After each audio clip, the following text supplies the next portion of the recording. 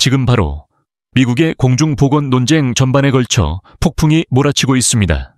이는 실험실이나 잘 알려지지 않은 의학 저널에서 조용히 일어나는 일이 아닙니다. 헤드라인, 소셜미디어, 그리고 앵커들이 눈을 굴리며 반과학, 무책임과 같은 단어를 던지는 황금 시간대 TV 프로그램에서 벌어지고 있습니다. 이 논란의 중심에는 로버트 F. 케네디 주니어가 있습니다. 그에게 동의하든 안 하든 그는 지구상에서 가장 강력한 기업들의 십자포화에 스스로를 정면으로 내세운 인물입니다. 비평가들이 부르는 거대 제약사 빅파마는 백신, 진통제, 그리고 자폐증과 같은 질환에 대한 새로운 치료법에 수십억 달러를 쏟아붓고 있습니다. 판도는 이보다 더 높을 수 없으며 바로 그 때문에 싸움이 그토록 맹렬한 것입니다. 이 이야기는 한 불편한 질문에서 시작됩니다. 만약 우리 아이들을 안전하게 지키기 위해 의지하는 시스템들, 의사, 규제기관, 제약회사, 이 올바른 질문을 던지는데 실패하고 있다면 어떨까요? 케네디는 주류 의료계가 이 문제를 종결지으려 반복적으로 시도했음에도 불구하고 백신, 타이레놀, 그리고 널리 사용되는 다른 약물들을 둘러싼 과학은 정설로 굳어진 것과는 거리가 멀다고 주장합니다. 그는 자폐증 진단의 극적인 증가를 지적합니다. 수십 년 전에는 10만 명 중 1명의 아이만이 진단을 받았습니다. 오늘날에는 대략 31명 중 1명입니다. 현상 유지를 지지하는 사람들은 이를 더 나은 진단 기술 덕분이라고 일축하지만 케네디는 날카로운 관찰로 반박합니다. 만약 자폐증이 항상 이렇게 널리 퍼져 있었다면 양로원이나 성인 요양시설은 나이든 자폐인들로 가득 차 있지 않을까요? 실제로는 그렇지 않습니다. 그의 메시지의 핵심은 단일 약물이나 백신을 비난하는 것보다 자녀가 영향을 받았다면 어떤 부모라도 물어볼 질문을 던지는 데 있습니다. 왜 우리는 모든 가능한 원인을 살펴보지 않는가? 만약 유전적 취약성, 약물, 환경 독소 등 여러 요인이 결합하여 퍼펙트 스톰을 만들 가능성이 조금이라도 있다면 우리는 그것들을 끊임없이 연구해야 하지 않을까요? 그러나 의료계는 그러한 논의에 거의 알레르기 반응을 보이는 듯합니다. 이에 상충이 전체 그림을 흐립니다. 규제기관은 자신들이 감독해야 할 산업과 결탁되어 있습니다. 그리고 특별한 법적 보호 때문에 백신 제조업체는 상해 청구에 대해 거의 아무런 책임도 지지 않습니다. 백신이 테스트되는 방식조차 의문을 자아냅니다. 설탕 알약과 같은 비활성, 위약과 백신을 비교하는 대신 임상시험은 종종 한 백신을 다른 백신과 비교합니다. 케네디는 이를 펩시와 코카콜라 중 어느 것이 혈당을 더 많이 올리는지 비교하는 것과 같다고 비유합니다.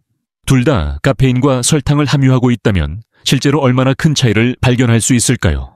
하지만 그것이 대중을 안심시키는 데 사용되는 기준입니다. 동일한 정밀 조사는 역사상 가장 널리 신뢰받는 일반 의약품 중 하나인 타이레놀에도 적용됩니다. 전국의 부모들은 열이나 두통을 완화하기 위해 자동적으로 그것을 찾습니다. 아이들에게 가장 안전한 선택 중 하나로 판매됩니다. 그러나 그 친근한 브랜드 뒤에는 덜 논의되는 현실이 숨어 있습니다. 타이레놀의 활성 성분인 아세트아미노펜은 미국에서 급성 간부전의 첫 번째 원인입니다. 매년 8만 명 이상의 사람들이 우연히 과다 복용하여 응급실 신세를 지는데 이는 아세트아미노펜이 600개 이상의 제품에 숨어 있기 때문인 경우가 많습니다. 바로 이 지점에서 케네디의 메시지는 시급하고 불안하게 다가옵니다. 그는 타이레놀이 자폐증을 유발한다고 외치는 것이 아닙니다. 대신 그는 그것이 특정 유전적 약점을 가진 민감한 아이들에게 반가소의 역할을 할 수 있음을 시사하는 연구들을 강조합니다. 핵심 항산 화제인 글루타치온을 고갈시킴으로써 아세트아미노펜은 간을 무방비 상태로 만들 수 있습니다. 병원에서는 글루타치온을 보충하는 화합물인 NAC로 아세트아미노펜 과다 복용을 치료합니다. 그러나 자폐증에 대한 이 잠재적인 치료법조차 장벽에 부딪힙니다. 표준 경구용 NAC는 혈내 장벽을 거의 통과하지 못합니다. 새로운 형태가 연구되고 있지만 결과는 아직 나오지 않았습니다. 그동안 케네디는 특히 어린아이들에게 왜 우리가 주의를 기울이지 않겠느냐고 주장합니다. 여기서 대화는 통계에서 본능적인 것으로 바뀝니다. 당신의 아이가 열이 난다고 상상해보세요. 당신은 지치고 걱정되고 절박하게 안도를 원합니다. 타이레놀 병이 바로 거기에 있습니다. 우리 문화의 모든 것, 의사, 광고, 심지어 학교 안내문까지 그것이 안전하다고 말합니다. 하지만 반복적인 복용이 알루미늄을 함유한 잦은 백신 접종과 결합되고 유전적 소인 위에 겹쳐져 평생의 신경학적 문제의 발판을 마련하고 있다면 어떨까요? 당신이 수십 년이 지나야 완전한 결과가 드러날 실험에 무심코 참여하고 있다면 어떨까요? 케네디는 이것을 음모론이 아닌 상식의 문제로 규정합니다. 이러한 개입에 자동적으로 손을 뻗지 마십시오. 절대적으로 필요할 때만 사용하십시오. 더 나은 연구를 요구하십시오. 투명성을 요구하십시오. 진정한 위약 대조 시험을 요구하십시오. 이것은 의학을 악마화하는 것이 아닙니다. 이것은 아이들을 보호하고 대중의 맹목적인 신뢰로부터 막대한 이익을 얻는 산업에 맞서는 것입니다. 그러나 그가 이러한 대화를 추진하면서 케네디는 주류 언론 매체, 제약회사와의 미공개 관계를 가진 공중보건 전문가, 그리고 그를 괴짜로 낙인 찍기 위해 고안된 소셜미디어 캠페인으로부터 쏟아지는 반발에 직면합니다. 그가 더 크게 말할수록 그들은 그를 억누르기 위해 더 크게 소리칩니다. 하지만 그 외침 아래 진짜 질문이 째깍거리는 시한폭탄처럼 남아있습니다. 우리는 특히 아이들의 생명이 걸려있을 때 과학이 정설로 굳어졌다고 너무 성급하게 선언하지는 않았는가? 다음 섹션에서는 유전학, 환경 노출, 그리고 의료 개입이 어떻게 결합하여 오늘날 아이들에게 숨겨진 취약성을 만들어낼 수 있는지 그 생물학적 퍼즐에 대해 더 깊이 파고들 것입니다. 이것은 단지 한 가지 약이나 한 가지 백신에 대한 이야기가 아닙니다. 이것은 현대 생활이 우리의 가장 취약한 세대를 어떻게 재구성하고 있을지에 대한 이야기입니다. 이 논쟁의 규모를 이해하려면 헤드라인과 짧은 발언 너머를 봐야 합니다. 자폐증은 단일 원인을 가진 단일 장애가 아닙니다. 그것은 여러 잠재적 유발 요인을 가진 스펙트럼이며 그중 다수는 현대의학이 이제 막 파악하기 시작한 방식으로 교차합니다. 한 가지 핵심 요소는 유전학입니다. 뇌 발달에 중요한 영양소인 엽산을 대사하는 아이의 능력에 MTHFR과 같은 특정 유전자가 영향을 미칩니다. 인구의 약 40%가 이 유전자의 변이를 가지고 있으며 이는 그들이 엽산 결핍에 더 취약하다는 것을 의미합니다. 이 아이들이 열, 감염 또는 아세트아미노펜과 같은 약물과 같은 외부 스트레스 요인에 직면할 때 그들의 뇌는 다른 아이들만큼 효율적으로 독소를 처리하지 못할 수 있습니다. 그 결과는 어떨까요? 염증 증가, 신경 발달 장애, 그리고 자폐 증상의 잠재적 출현입니다. 이제 또 다른 층을 추가해 봅시다.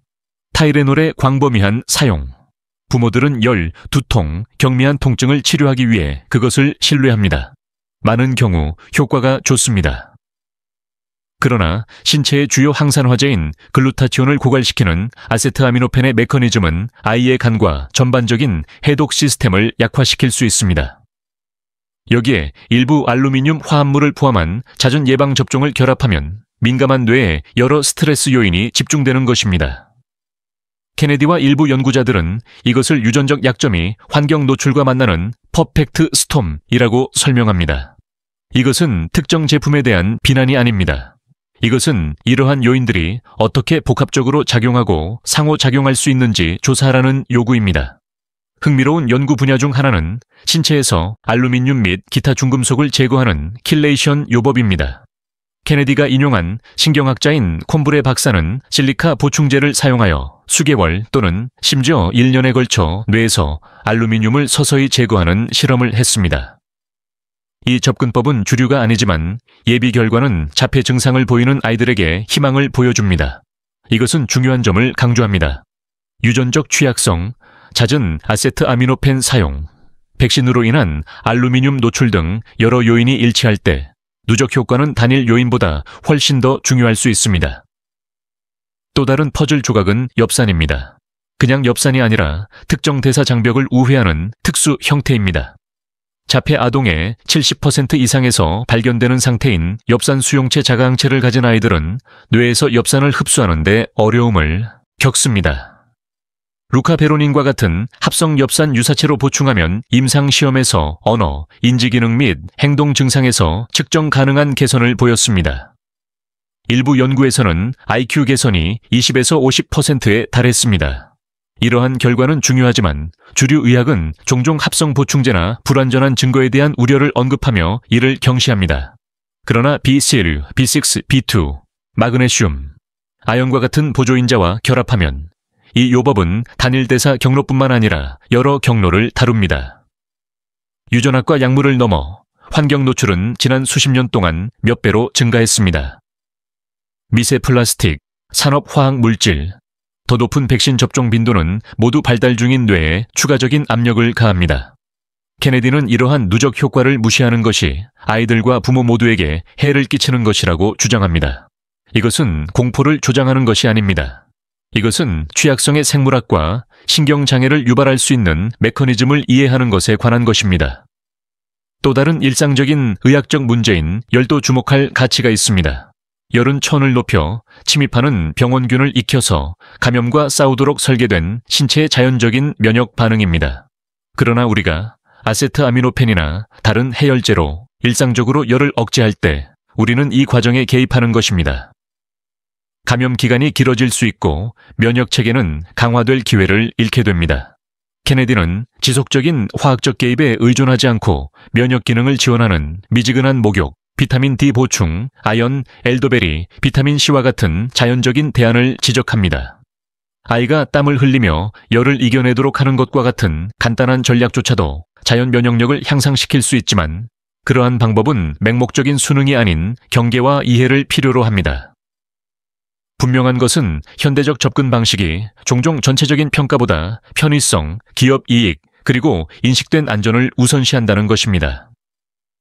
케네디의 비평가들은 그가 공포를 조장한다고 비난하지만 그의 주장은 위험의 생물학, 유전자 환경 상호작용의 복잡성, 그리고 반복적인 개입에 장기적인 결과에 뿌리를 두고 있습니다. 데이터를 검토해 보면 백신, 약물, 유전적 소인이 어떻게 교차하여 오늘날의 아이들에게 영향을 미치는지 완전히 고려하고 있는지 묻는 것은 경각심을 불러일으키는 것이 아닙니다. 다음 섹션에서는 더 넓은 논란, 즉 제약회사, 미디어 영향력, 규제기관의 얽힘에 초점을 맞출 것입니다. 우리는 이해 상충이 어떻게 서사를 형성하는지, 왜 그렇게 많은 전문가들이 동일한 논점을 되풀이하는지, 그리고 재정적 인센티브가 독립적인 과학의 추구를 어떻게 가릴 수 있는지 살펴볼 것입니다. 이야기는 생물학을 훨씬 넘어섭니다. 그것은 진실이 전쟁의 영토처럼 다투어지는 지정학적, 기업적 전쟁터입니다. 유전학, 약물, 그리고 환경적 유발 요인을 넘어서 또 다른 전쟁터가 있습니다. 눈에 덜 띄지만 그 결과는 똑같이 중대한 바로 기업 영향력과 미디어 통제에 얽히고 설킨 그물입니다. RFK가 백신, 타이레놀 또는 자폐증 치료법에 대해 목소리를 낼 때 그 방역은 걱정하는 부모나 편견 없는 과학자들로부터 오는 것이 아닙니다.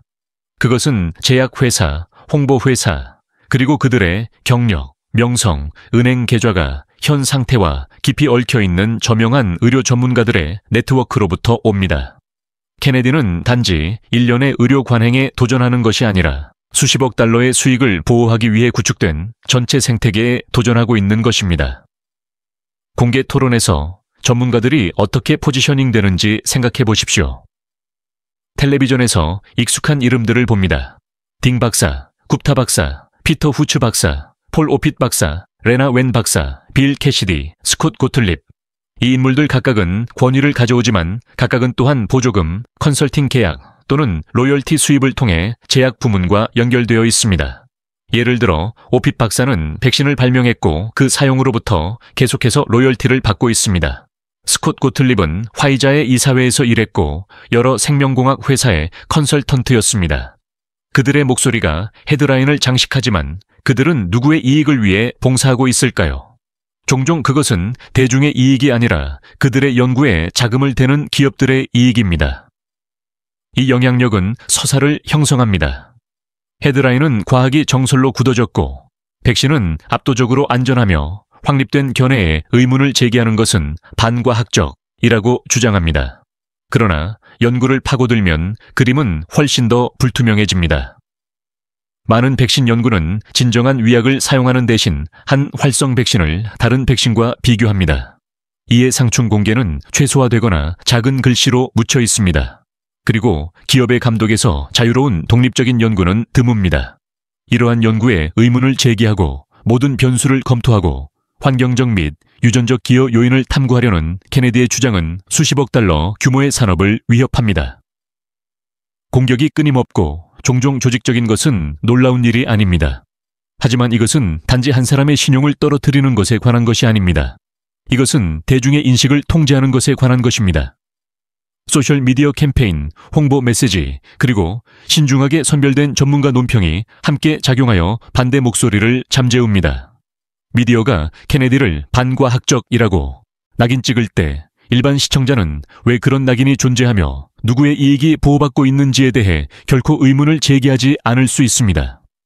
한편 자폐증 진단의 급격한 증가, 누적 노출에 대한 우려, 백신 연구의 잠재적 격차와 같은 현실은 주류 채널에서 거의 다루어지지 않고 있습니다. 법적 보호가 제약산업을 책임으로부터 격리시키기 때문에 판도는 더욱 커집니다.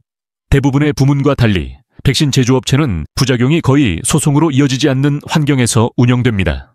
이러한 책임감의 부재는 이윤 동기가 연구 우선순위, 연구 설계, 그리고 대중 메시지를 형성하도록 허용합니다. 연구는 절대적인 안전성보다는 다른 백신에 대한 상대적인 안전성을 강조할 수 있으며 아세트아미노펜, 환경 독소, 그리고 신경학적 결과 사이의 잠재적 연관성과 같은 것들은 대체로 무시됩니다. 케네디의 비평가들은 종종 과학은 정설로 굳어졌다 또는 압도적인 합의와 같은 구절로 이러한 우려를 일축합니다. 그러나 재정적 얽힘을 그려보면 그림은 달라집니다. 미디어 반발의 95% 이상이 기업 행위제에 의해 자금을 지원받거나 영향을 받습니다. 일반 시민, 부모, 그리고 독립적인 과학자들은 자신의 목소리를 내기 위해 고군분투합니다. 이러한 환경에서 서사의 의문을 제기하는 것은 단지 논란의 여지가 있는 것이 아니라 시스템 자체에 대한 위협으로 취급됩니다. 이러한 기업의 영향력은 백신을 넘어 자폐증 치료에 권장되는 약물로까지 확장됩니다. 엽산 수용체 자가항체를 가진 아동에게 유망한 결과를 보이는 루카베로닌과 같은 합성 엽산 유사체는 임상적 증거에도 불구하고 거의 주목을 받지 못합니다. 왜일까요? 거대 제약사는 다른 약물에 대한 장기 의존도를 줄일 수 있는 개별화되고 저렴한 개입이 아니라 수익성이 있고 특허 가능하며 널리 처방되는 치료법을 선호하기 때문입니다. 여기서 이야기는 더 이상 단지 아이들이나 의학에 관한 것이 아닙니다. 그것은 이익, 영향력, 그리고 대중 메시지가 교차하는 시스템에 관한 것입니다. 질문은 명확해집니다. 우리가 안전, 위험, 그리고 치료에 대해 믿는 것의 얼마만큼이 과학에 의해 형성되고 얼마만큼이 돈과 기업 전략에 의해 형성되는가? 독립적인 연구와 투명성에 대한 케네디의 주장은 이러한 숨겨진 역학을 폭로할 위협이 되며 바로 그 때문에 반발이 그토록 거세고 이 대화가 그 어느 때보다 중요한 이유입니다. 다음 섹션에서는 잠재적인 해결책과 예방 전략을 탐구하며 의료, 개입뿐만 아니라 생활 방식, 영양, 그리고 환경적 고려 사항도 검토할 것입니다. 우리는 신중한 관찰, 조기 개입, 그리고 독립적인 과학이 어떻게 위험에 처한 아이들을 위한 환경을 변화시킬 수 있는지 살펴볼 것입니다. 심지어 그것을 억압하도록 설계된 것처럼 보이는 기업적, 정치적 폭풍 속에서도 말입니다. 논란 속에서 중요한 질문은 이것입니다. 부모, 연구자, 그리고 사회는 복잡하고 종종 불투명한 의료 시스템을 헤쳐나가면서 아이들을 보호하기 위해 무엇을 할 수 있는가? 케네디의 작업은 단지 비판이 아닙니다. 그것은 행동을 촉구하는 것입니다. 그것은 불편한 질문을 하고 독립적인 연구를 추구하며 표준 프로토콜을 넘어서는 예방조치를 탐구하는 것에 관한 것입니다. 그 핵심에는 부인할 수 없는 하나의 진실이 있습니다. 모든 아이의 생물학은 독특하며 안전이나 위험에 대한 포괄적인 가정은 그 현실을 무시하는 것입니다. 집중해야 할 한 분야는 아세트아미노펜과 같은 약물의 신중한 사용입니다. 모든 열이나 두통에 대해 일상적으로 투여하는 대신 케네디는 목표에 맞춘 최소한의 사용을 옹호합니다. 아이디어는 간단합니다. 특히 잠재적인 유전적 취약성을 가진 어린아이들의 간과 글루타치온 시스템에 불필요한 스트레스를 피하는 것입니다. 부모들은 신체 자연 방어 메커니즘을 지원하는 대체적인 열 관리 전략을 탐색할 수 있습니다. 점진적으로 천을 낮추기 위한 미지근한 목욕, 면역 반응을 조절하기 위한 비타민 D, 병원체 저항력을 강화하기 위한 아연과 비타민 C, 그리고 엘더베리나 버드나무 껍질과 같은 약초 개입, 수분 공급, 휴식, 관찰과 같은 기본적인 개입조차도 화학적 억제 없이 면역 시스템이 효과적으로 작동하도록 할 수 있습니다. 유전적 취약성도 동등한 주의를 요합니다. MTHFR 변이나 엽산 수용체 자가항체를 가진 아이들은 목표에 맞춘 보충 전략으로부터 혜택을 볼 수 있습니다. 루카베로닌과 같은 합성 엽산 유사체에 대한 연구는 특히 비실로, B6, B2, 마그네슘, 아연과 같은 보조 인자와 결합될 때 유망함을 보여줍니다. 임상 연구는 언어, 인지 기능, 심지어 IQ에서 측정 가능한 개선을 보고하며 개인의 생물학에 대한 더 깊은 이해가 상당한 결과를 낳을 수 있음을 시사합니다. 이 접근법은 보편적인 치료법은 아니지만 표준화된 치료에만 의존하기보다는 유전적 프로필에 맞춰 개입을 조정하는 것의 중요성을 강조합니다. 해독 전략 또한 관심 분야로 떠오릅니다. 특정 백신에서 발견되는 알루미늄은 체내에 축적되어 신경학적 스트레스와 관련이 있습니다. 실리카 보충에 대한 연구와 예비 시험은 느리고 지속적인 킬레이션이 이 부담을 줄이는 데 도움이 될 수 있으며 잠재적으로 민감한 아이들의 뇌 건강을 지원할 수 있음을 나타냅니다. 이러한 개입은 주류는 아니지만 반복되는 주제를 강조합니다. 독립적인 연구에 의해 정보를 얻은 작고 목표에 맞춘 행동은 광범위한 정책이나 기업의 우선순위가 미치지 못하는 곳에서 의미 있는 차이를 만들 수 있습니다. 영양과 면역 건강은 여전히 기초적입니다. 적절한 비타민 D, 엽산, 그리고 다른 미량 영양소는 감염에 대한 방어력을 강화하고 신경 발달을 지원합니다. 이러한 영양소의 자연적인 공급원이 풍부한 식단은 결핍에 대한 신중한 모니터링과 함께 환경적 및 화학적 스트레스 요인에 대한 완충 장치를 만듭니다. 열, 면역 반응, 영양 요구 사항을 이해하는 전체론적 관찰에 대한 케네디의 옹호는 현대 소아과 진료를 지배하는 하나의 크기가 모든 것에 맞는다는 접근 방식에 도전합니다. 마지막으로 독립적인 연구와 투명성은 필수 불가결합니다. 제약회사, 규제기관, 미디어 네트워크의 뿌리 깊은 재정적 이해관계는 인정된 서사에 의문을 제기하는 것이 위험하거나 무책임한 것으로 묘사될 수 있는 환경을 만들었습니다. 그러나 역사는 과학적 진보가 종종 불편한 진실을 기꺼이 조사하려는 회의론자들로부터 비롯됨을 보여줍니다. 약물, 환경 노출, 그리고 신경학적 결과 사이의 잠재적 연관성을 조사하려는 케네디의 주장은 이러한 전통을 반영합니다. 독립적인 연구, 위약 대조 시험, 그리고 공개 데이터 없이는 사회는 위험을 완전히 이해하거나 취약한 인구를 위한 개입을 최적화할 수 없습니다. 궁극적으로 이 논쟁은 자폐증, 백신 또는 아세트아미노펜 이상의 것입니다. 그것은 책임성, 진실성, 그리고 용기에 관한 것이며 편의성, 기업 이익 또는 의심받지 않는 권위보다 아이들의 건강을 우선시하는 것입니다. 부모와 연구자들은 비판적으로 생각하고 증거를 평가하며 생물학, 유전학, 그리고 신중한 관찰에 기반한 해결책을 추구하도록 도전을 받습니다. 이것이 앞으로 나아갈 길입니다. 신중함과 호기심, 투명성과 책임감, 그리고 개입과 신체의 타고난 방어력에 대한 존중 사이의 균형을 맞추는 길입니다. 공개적인 대화가 계속됨에 따라 한 가지는 분명합니다. 이야기는 아직 끝나지 않았습니다. 수백만 명의 부모, 수천 명의 연구자, 그리고 수십억 달러가 균형을 이루고 있습니다. 오늘 내려지는 결정, 의문을 제기할 것인지, 조사할 것인지, 아니면 개입할 것인지, 은 한 세대의 신경 건강을 형성할 것입니다. 과학, 상업, 그리고 인간 건강이 교차하는 세상에서 경계는 선택사항이 아니라 필수적입니다.